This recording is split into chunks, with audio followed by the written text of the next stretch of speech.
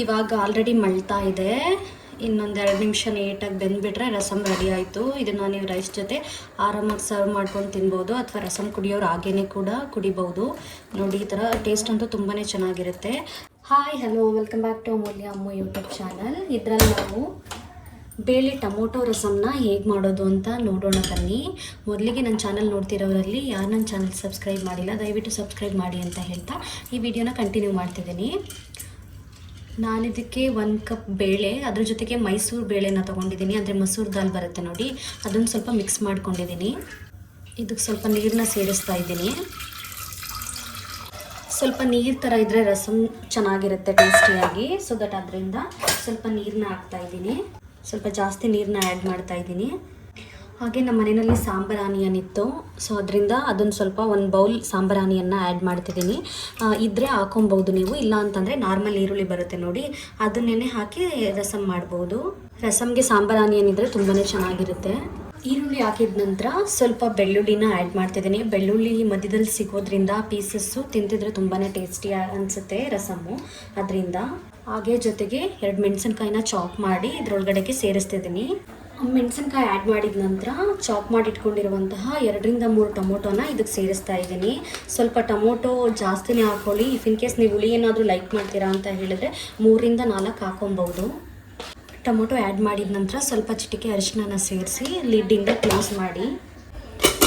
Salt ಏನು add ಮಾಡಬೇಡಿ. Salt add ಮಾಡೋದ್ರಿಂದ ಬೇಳೆ ಸ್ವಲ್ಪ ಬೇಗನೆ ಬೇಯಲ್ಲ, ಅದರಿಂದ ಲಿಡ್ನ ಕ್ಲೋಸ್ ಮಾಡಿ 3 ವಿಷಲ್ ಬರಲಿ.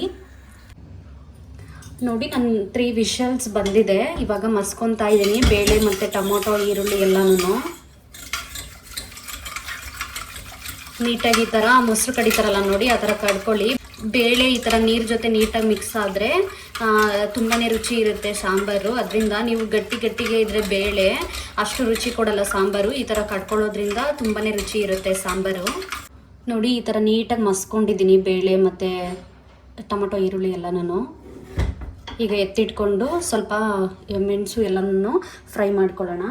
ಈಗ ಪೌಡರ್ನ ಮಾಡ್ಕೊಳ್ಳೋಣ. ಸ್ವಲ್ಪ ಕಾಳು ಮೆಣಸು, ಸ್ವಲ್ಪ ಜೀರಿಗೆನ ಆ್ಯಡ್ ಮಾಡ್ಕೊಳ್ಳಿ. ಈ ಥರ 3 ಒಣಗಿದ ಮೆಣಸಿನ್ಕಾಯಿ, ಕಲ್ಲರ್ಗೆ ಅಂತ ಹೇಳ್ಬಿಟ್ಟು 2 ಬ್ಯಾಡಗಿ ಮೆಣಸಿನ್ಕಾಯಿ, ಇದು 4 ಹಾಕಿ ನೀಟಾಗಿ ಬಿಸಿ ಮಾಡ್ಕೊಳ್ಳಿ.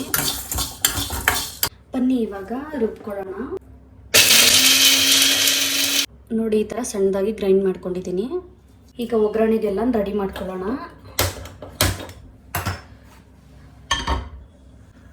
1 ಟೇಬಲ್ ಸ್ಪೂನ್ ಆಯಿಲ್ ಹಾಕಿ, ಸ್ವಲ್ಪ ಸಾಸಿವೆ,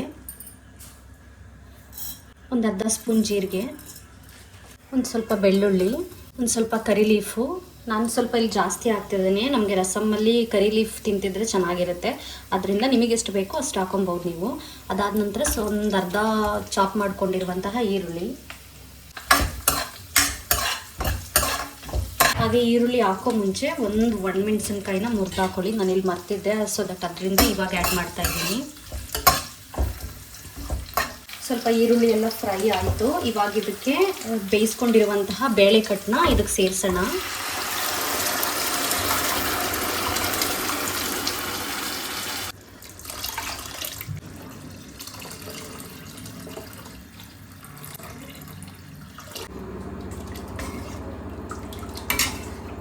ಇದೆಲ್ಲ ಆ್ಯಡ್ ಮಾಡಿದ ನಂತರ ನಿಮ್ಗೆ ಎಷ್ಟು ಬೇಕೋ ಅಷ್ಟು ನೀರನ್ನ ಆ್ಯಡ್ ಮಾಡಿ ಸಾಲ್ಟ್ನ ಸೇರಿಸಿ. ಯಾಕೆಂತಂದರೆ ನೀವು ಬೇಳೆ ಕಟ್ಟಿಗೆ ಸಾಲ್ಟ್ನ ಆ್ಯಡ್ ಮಾಡ್ದೇ ಇರೋದ್ರಿಂದ ರುಚಿಗೆ ಎಷ್ಟು ಬೇಕೋ ಅಷ್ಟು ನೋಡಿಕೊಂಡು ನೀಟಾಗಿ ಸಾಲ್ಟ್ನ ಸೇರಿಸಿ. ಇದೆಲ್ಲ ಆಗಿದ ನಂತರ ನೀವಲ್ಲಿ ಗ್ರೈಂಡ್ ಮಾಡಿ ಇಟ್ಕೊಂಡ್ರಲ್ಲ ಆ ಮಸಾಲ ಏನಿದೆ, ಆ ಮಸಾಲ ಪೌಡರು ಅದನ್ನು ಇದಕ್ಕೆ ಆ್ಯಡ್ ಮಾಡಿ. ಈ ಥರ ಒಂದು ಮಿಕ್ಸ್ ಕೊಡಿ ಚೆನ್ನಾಗಿ. ಒಂದು ಕುದಿ ನೀಟಾಗಿ ಬೇಯಲಿ, ಅದು ಪರ್ಫೆಕ್ಟಾಗಿದೆ. ಇವಾಗ ಸ್ವಲ್ಪ ಮನೆಯಲ್ಲಿ ಏನಾದರೂ ರಸಮ್ ಪೌಡರ್ ಇದೆ ಸ್ವಲ್ಪ ಆ್ಯಡ್ ಮಾಡಿಲ್ಲ ಅಂದ್ರೂ ಚೆನ್ನಾಗಿರುತ್ತೆ. ಇವಾಗ ಆಲ್ರೆಡಿ ಮಳ್ತಾ ಇದೆ. ಇನ್ನೊಂದು 2 ನಿಮಿಷ ನೀಟಾಗಿ ಬೆಂದ್ಬಿಟ್ರೆ ರಸಮ್ ರೆಡಿ ಆಯಿತು. ಇದನ್ನು ನೀವು ರೈಸ್ ಜೊತೆ ಆರಾಮಾಗಿ ಸರ್ವ್ ಮಾಡ್ಕೊಂಡು ತಿನ್ಬೋದು, ಅಥವಾ ರಸಮ್ ಕುಡಿಯೋರು ಹಾಗೇ ಕೂಡ ಕುಡಿಬೋದು. ನೋಡಿ, ಈ ಥರ ಟೇಸ್ಟ್ ಅಂತೂ ತುಂಬಾ ಚೆನ್ನಾಗಿರುತ್ತೆ.